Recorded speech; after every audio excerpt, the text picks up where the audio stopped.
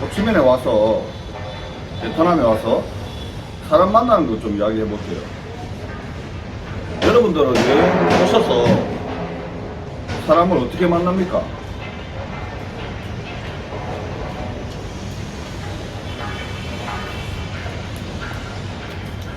제가 젊었을 때는 SNS가 없으니까 정말 쉽지 않았어요.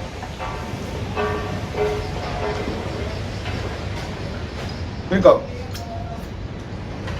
길거리에 우연한 기회가 아니면 사람을 만날 수 없었어요, 현지인은. 그러니까 더 이제 그런 사람과 이 현지인들과의 만남이 더 소중하죠. 일단 뭐 제가 다른 외국에서 있었던 일을 다 막 이야기하면 너무 기니까 일단은 제 스토리를 여기서 이제 제가 처음에 와서 어떻게 사람 만났는지 소개를 한번 해볼게요.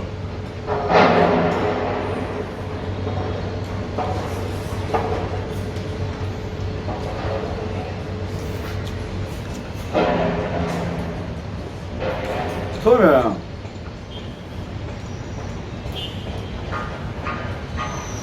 저는 여기 아는 현지인 지인이 한 명 있었어요. 제가 일본에 살 때 알게 돼서 정말 친한 지인이 한 명 있어서 처음에 호치민에 오게 됐습니다. 일단 그런 스토리는 너무 기니까, 그리고 이제 그 지인은 이제 회사를 다니니까 바빠요. 그래도 저를 많이 챙겨줬고, 그 처음에는 저도 그 지인을 통해서 뭐 그 지인이 맨날 하는 말이 형은 이제 뭐 나이가 많으니까 빨리 결혼해야 된다, 자기가 소개시켜 주겠다, 맨날 그렇게 말을 하지만은 막상 와보면은 사람을 소개하기 쉽지 않죠. 그래서 처음에 그 친구를 만났는데 저도 좀 소개받고 싶었어요. 그런데 일단은 그 친구도 바쁘고 막상 만나니까 쉽지 않다는 걸 그 친구 느끼는 거죠.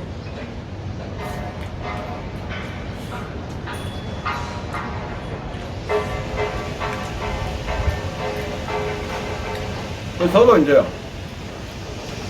사실 저는 SNS를 많이 안 하는 편이었어요. 그래서 그때까지만 해도 헌팅을 한다 그러면 바로 길거리에서 하는 편이었어요. 백화점이나. 처음에 왔을 때는 그냥 적극적으로 사람을 만나려고는 안 했던 것 같아요.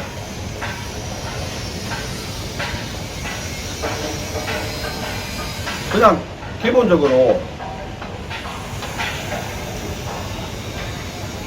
뭐 우연히 만나는 것 뿐이었어요. SNS는 제가 그때는 어떻게 활용해야 되는지 잘 몰랐어요. 물론 뭐 태국에서 많이 했기 때문에 뭐 열심히 했으면은 또 뭐 어떤 결과가 있었겠죠. 일단 처음에 그렇게 해서 이제 여기 알게 된 사람들이 유일하게 이제 클럽 매니저나 이런 사람들이었어요. 제가 이제 클럽 매니저나 뭐 식당에 일하는 사람들이나 제가 저는 그때는 이제 제 스타일은 원래 지나가다 그냥 괜찮다 싶으면 들어가는 스타일이기 때문에 그때는 클럽도 여기 앞에 이제 2길2라는 클럽이 다시 개장하고 있었어요. 근데 막 그런데 가보고 막 그랬었어요. 그리고 뭐 로컬 가라오케도 막 가보고, 제가 뭐 중국이나 뭐 다른 데 여행을 자주 했기 때문에 태국이나 뭐 좀 무섭고 한 것도 좀 있었죠. 그냥 그렇게 했고, 처음에는 뭐 여기 관광도 해야 되고 이러니까 따로 뭐 이렇게 현지인을 만나거나 그런데 보다는 일단 뭐 여기 상황 파악하는 데 집중을 했어요. 그리고 조금 음식도 그렇고 마음에 좀 들었죠. 그리고 또 오게 됐죠. 그때는 일로 왔을 거예요. 그 여전히 이제 그 SNS는 별로 사용하지 않았어요. 뭐 정말 뭐 그 이후로도 약간 이제 한 1, 2년은 그냥 웬만하면 제가 뭐 헌팅을 하는 거죠. 어떻게 보면 뭐 헌팅이라고 하면은 다들 뭐 그냥 완전히 뭐 성관계 목적 뭐 이렇게도 생각하실 수 있겠지만은 저는 꼭 그 여자만 아니고 그 헌팅이 물론 여자면 더 좋겠지만은 그냥 이제 친구 만나는 그런 용도로도 저는 사용을 합니다.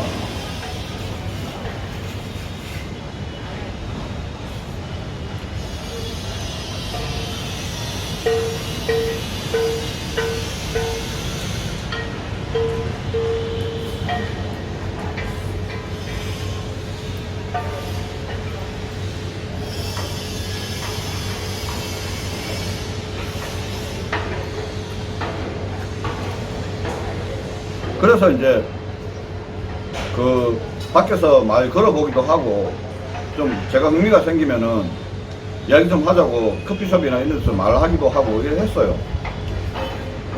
근데 느낀 점은 별로 쉽지 않아요. 왜냐하면 그때 한 8년 전만 해도 영어를 안 하려고 했었어요. 근데 여기 영어 하는 사람은 잘하는데 대부분이 영어를 못하니까 그 베트남 사람 특징이 약간 자존심이 강해서 그런 뭐 못하는 거는 잘 안 하려고 그래요.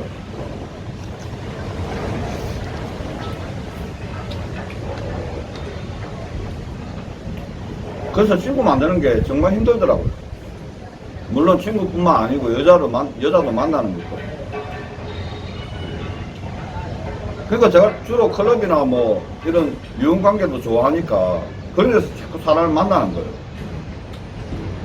또 그러면 그럴수록 일반인들에 대한 호기심이 자꾸 더 생기는 거예요. 아, 일반 사람들 어떨까? 사실 뭐 유흥이나 노는 거는 방콕에서 태국에서 지겹도록 놀았기 때문에 여기서는 좀 그런 좋은 친구, 좋은 여자도 만나고 싶었어요. 그래서 약간 그 직접 하는 말 걸고 막 이런 거리에서 커피숍이나 백화점 이런 데서 그리고 돌아다닐 때 마음에 들면은 말을 건다든지 그런 거에 대한 한계를 좀 느꼈습니다. 그리고 그 이후에는 이제 그 데이팅 앱 이런 걸 사용하기 시작했죠. 처음에 이제 방콕에서 바두나 뭐 이런 거 사용하면서 그 뒤로부터 여기 와서 이제 새로 나온 것들 미프나 뭐 다 사용해 봤습니다. 뭐 베트남 큐피트나 저는 뭐 나쁘지 않았어요. 근데 데이팅 앱이 나중에 따로 데이팅 앱만 그 채팅 앱이나 데이팅 앱만 제가 설명을 드릴 거지만 데이팅 앱이 쉬운 게 아닙니다. 이것도 어느 정도 익숙해져야지 제대로 사용할 수 있습니다. 이것도 사용 방법이 있어요. 처음에 모르니까 비효율적으로 사용했죠. 그래도 이제 그 데이팅 앱으로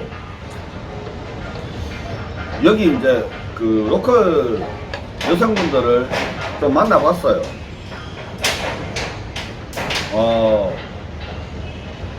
남자를 만나기는 쉽지 않습니다. 그러니까 이렇게 친구 될 수 있는 남자들은 주로 이제 클럽이나 이런 데서 옆에 술 마시면 짠하고 착해 보이면은 뭐 그 번호 따서 연락도 한번 해보고 했죠. 아니 그러니까 데이팅 앱으로 좀 여성들 좀 만나봤어요. 저는 제 스타일은 이 사람들한테 제가 이제 시간을 빌리는 거니까 될 수 있으면은 이제 피해를 안 주려고 해요.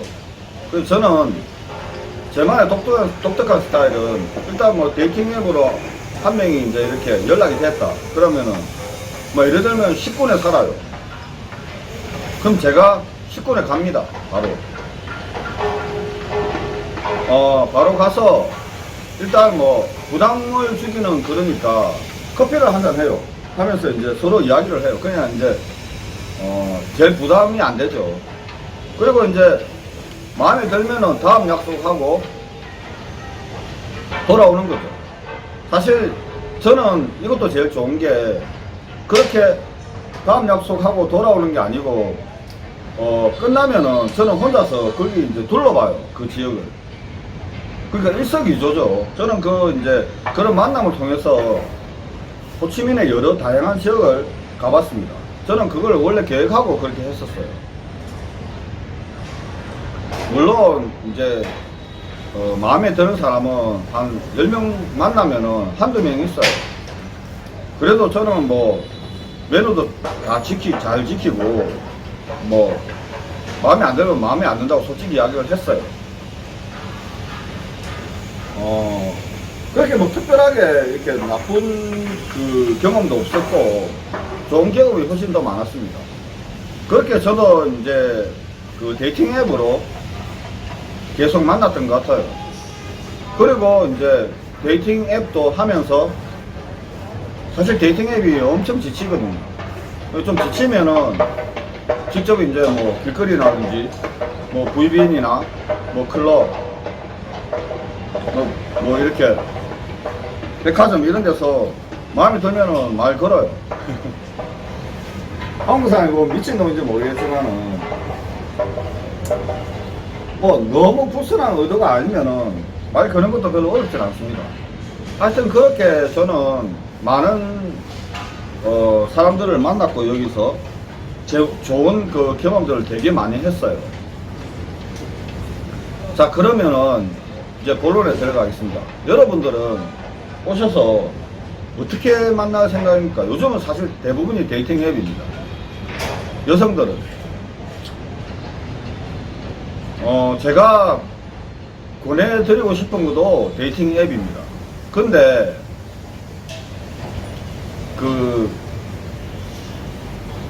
어느 정도 자기가 이제 적극적이고 이렇게 남자한테 말 거는 게 좀 뭐랄까 두렵지 않으면은 사실은 직접 이렇게 보고 말을 거는 게 제일 좋습니다. 왜냐하면 어느 사람들이 외모를 보기 때문에 직접 보고 말을 걸면은 외모에 대한 그 1단계는 클리어가 됐기 때문에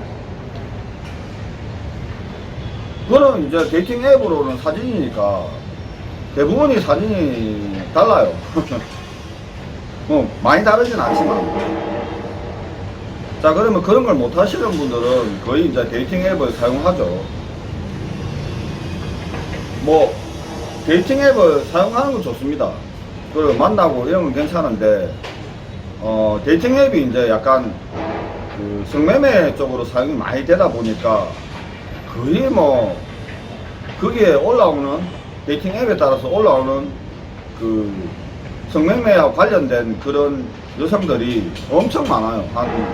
어떤 거는 뭐 90% 되는 것도 있고 뭐 50% 되는 것도 있고 뭐 마사지 뭐 그런 종류 엄청 많습니다. 그러니까 일반인 여성들은 별로 없죠. 근데 어떤 데이팅 앱들은 일반인 여성들이 압도적으로 많은 데이팅 앱들이 있습니다. 그럴 경우에는 이제 약간 그 외모가 이런 화려하진 않죠. 그러니까 이제 자기 취향대로 그 데이팅 앱을 사용하다 보면은 아 이거 내하고 안 맞구나, 나는 좀 이런 쪽을 맞구나 하고 아실 겁니다. 제가 말씀드리고 싶은 거는 데이팅 앱은 어차피 하나하나 다르기 때문에 적응하면 됩니다. 근데 사람을 만났을 때입니다. 제가 꼭 말씀드리고 싶은 거는 데이팅 앱으로 사람을 만났다. 그러면은 자기가 먼저 말을 걸고 만났으면 이제 어느 정도는 책임을 져줘야 됩니다. 그 시간만큼은. 마음에 안 들더라도 만났을 때만큼은 그냥 좋게 대화를 하고 너무 길게 만날 필요도 없습니다. 마음에 안 들면 그냥 일이 있다고 들어간다고 그렇게 하면 됩니다. 그리고 뭐 커피값을 내준다든지. 그리고 예를 들면은 너무 먼 곳에서 왔다 그러면은 저같이 이제 가는 경우는 상관없죠. 커피값만 내주면 이 여성은 돈을 하나도 낸 게 없죠. 근데 멀리서 이제 오토바이 타고 왔다. 또 이제 가야 된다 그러면 조금 힘들잖아요. 그럴 때는 이제 만약에 그랩을 타고 왔다 하면 그랩비를 내준다든지 약간 그런 걸 이제 신경 써주는 거죠. 그렇게 하시면 됩니다. 그러니까 어느 정도 최소한의 매너를 지키시면 됩니다. 또 와서 뭐 밥을 먹었다 커피숍을 갔다 그러면 그 정도 내주고 그건 당연한 거고. 그 다음에 이제 뭐 교통비에 관한 거. 그 보면은 좀 가깝다 이러면 안 내줘도 돼요. 그 굳이 뭐 너무 생색 낼 필요도 없고. 근데 멀고 뭐 그랩을 타고 왔다 이러면 택시 타고 왔다 이러면은 내주는 것도 괜찮습니다. 그것도 너무 이제 강요할 필요는 없어요. 그 상황에 따라서 잘 이렇게 내주신다든지 안 내주신다 판단을 하시면 됩니다. 저 같은 경우는 잘 안 내줍니다. 꽤 멀면 이제 내준다. 제가 뭐 돈이 아까워서 그런 건 아닙니다. 그러니까 이 분위기상 그런 겁니다. 일단 그렇게 데이팅 앱이라든지 그런 거로 만나시면 만나는 게 지금은 대세입니다.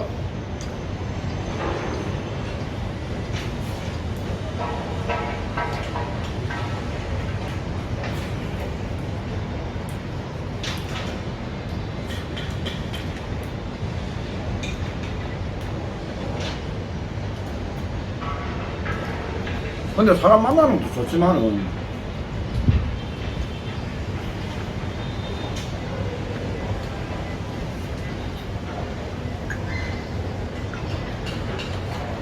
만났다 하면 마음에 안 든다 이러면 좋게 마무리 짓는 것도 좋습니다. 그걸 갖다가 자기 그냥 귀찮다고 대충 마무리 지어버리면은 한국 사람들은 통째로 다 욕들어 먹습니다. 끝까지 매너를 지키고 그리고 이제 마음에 안 들면 너무 관심을 보이고 이러면 안 돼요. 뭐 보험 든다듯이 막 그래갖고 그런 식으로 하시면 안 됩니다. 그러니까 끝까지 매너를 지키고 그 SNS로 만나서 매너를 지키고 뭐 마음에 들면 좋겠지만 마음에 안 들면은 그 한국 사람 이미지를 더럽히지 않도록 그 정도 선에서만 매너를 지키는 게 저는 좋다고 생각합니다.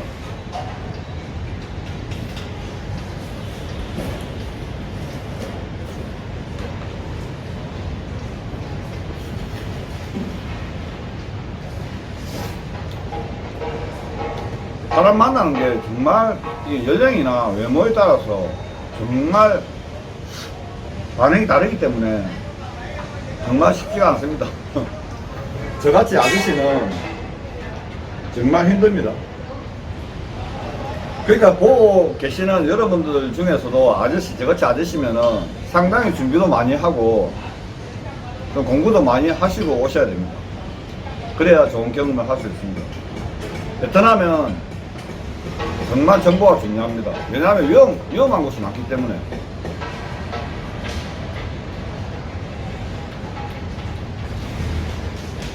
그 제가 오늘 말씀드리고 싶었던 거는 사람 만나는 거 좋지만은 만났을 때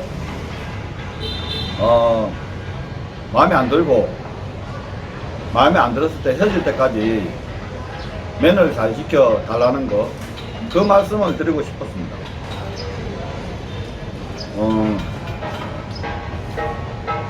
구체적으로 어떻게 하면 잘 만날 수 있는지는 제가 데이팅 앱 사용하는 방법을 다음에 올리겠습니다.